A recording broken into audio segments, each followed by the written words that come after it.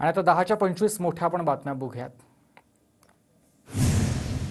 राज्यातील विधानसभेच्या निवडणुका डिसेंबरमध्ये होण्याची शक्यता, लोकसत्ताचं वृत्त। लाडकी बहीण योजनेमुळे निवडणुका लांबल्याच्या चर्चा। निवडणुका कितीही पुढे ढकलल्या तरी निकाल बदलू शकत नाही, निवडणूक लांबणीवर सुप्रिया सुळेंची सत्ताधाऱ्यांवर टीका। निवडणुकांबाबत माहिती नसणारे लोकच असे आरोप लावू शकतात, प्रत्येक गोष्टीचं राजकारण करणं चुकीचं। निवडणुका लांबणीवर जाण्याच्या विरोधकांच्या टीकेला फडणवीसांचं उत्तर। पुण्यातील 8ही विधानसभा मतदारसंघात जरांगे पाटील उमेदवार देणार असल्याचा मराठा समाजाच्या बैठकीत निर्णय। पुण्यातील इच्छुकांची नावं बुधवारी जरांगेंना दिली जातील, अखंड मराठा समाजाच्या बैठकीत निर्णय।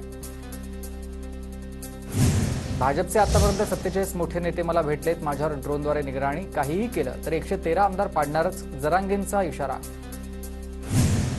मुंडे बंधू भगिनींचे रक्षाबंधन, पंकजा मुंडे, प्रीतम मुंडे आणि आता ॲडव्होकेट यशश्री मुंडे यांच्याकडून बंधू धनंजय मुंडे यांचं औक्षण।